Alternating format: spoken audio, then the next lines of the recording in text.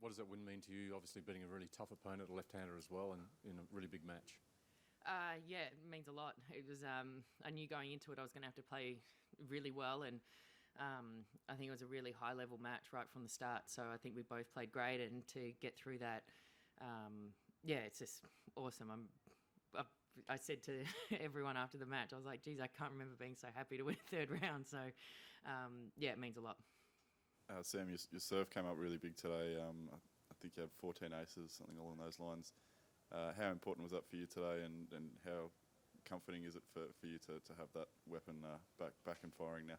Yeah, it certainly got me out of a few tricky situations. Did a lot of break points. I was able to serve my way out, which was great. And I really backed myself with my serve today. So right from the first game, I knew I was feeling good, and I was able to keep making good decisions the whole way through. So playing someone like her, where you often feel a lot of pressure, to be able to do that was really pleasing.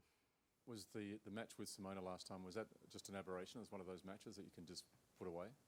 Yeah, I'm going to. I'm not going to think too much about. I mean, obviously, go back and work out, remember why, and why I really fell apart. But I'm not going to lose too much sleep over that match going into this next one in a couple of days' time. So did you just focus on your game and not worry too much about what she's going to bring? I think you've got to look at both. Obviously, you've got to think about, okay, how's she going to play? And then what I've got to do to combat that. But I think a lot of it, as it often does, comes down to, what I'm doing, and it comes down to, what I'm doing off my racket. So I think it's important to know that, but also you got to look at the matchup as a whole as well. 3 sets today, slightly longer match than some of the other ones. Obviously the first round was played over 2 days. How did the wrist come through today? Slightly more attention to it, I suppose? No, again, no problem. So, I thought I hit my backhand really well today. And, I've still iced it. I'm going to do everything I need to do again. But, not for 1 second did I think about it or hesitate to hit a ball because of that wrist.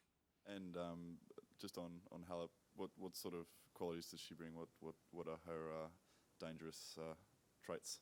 I think her ability just to continually kind of put you in positions that you don't necessarily want to be in. She's very consistent. She moves very well. She doesn't have a big serve, but she places it well. So she's a player that you have to beat. She doesn't really give too much away. So you've got to be aggressive, but not make too many unforced errors. Otherwise, things get away really quickly, which is exactly what happened in Madrid. So, she makes you work very hard. Sam, the standard of form today, was that reminiscent of 9, 10 or 12, the really good years you've had here? Yeah, I think that's probably just as good as those matches that I've played, beating, the quality opponents that I've beaten those years. So I feel like today was a really good step up again in level, and right from the start, I don't feel like I really dipped maybe a point here, a point there, but on the whole, that's probably, as good as I played here for many years. Dave was here today. Is this the last event you're working on together for the time being? Yep. Just a slightly different one. We've heard a lot of non-tennis people come out and talk about the likes of Kyrgios and their Olympic qualities, or whether they should be allowed to represent Australia in the Olympics. Mm-hmm. From a tennis perspective, what's your take on that? Do you believe Nick should be on the plane to Rio? I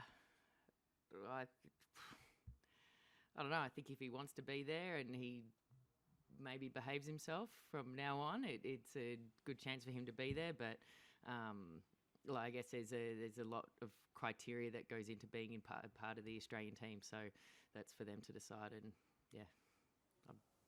I'm not too worried about it. If he wants to be there, I'm sure he could take steps to be there.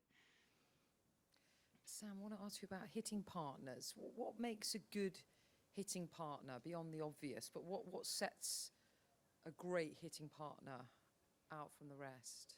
I have never really used one on a consistent level. My coach has always hit with me, so that's a little bit different to just using a hitting partner. But I think obviously they've got to hit the ball well, be able to do what you want to do, and probably just be willing to work hard and they're working for you, I guess, so to put that away and still give their best.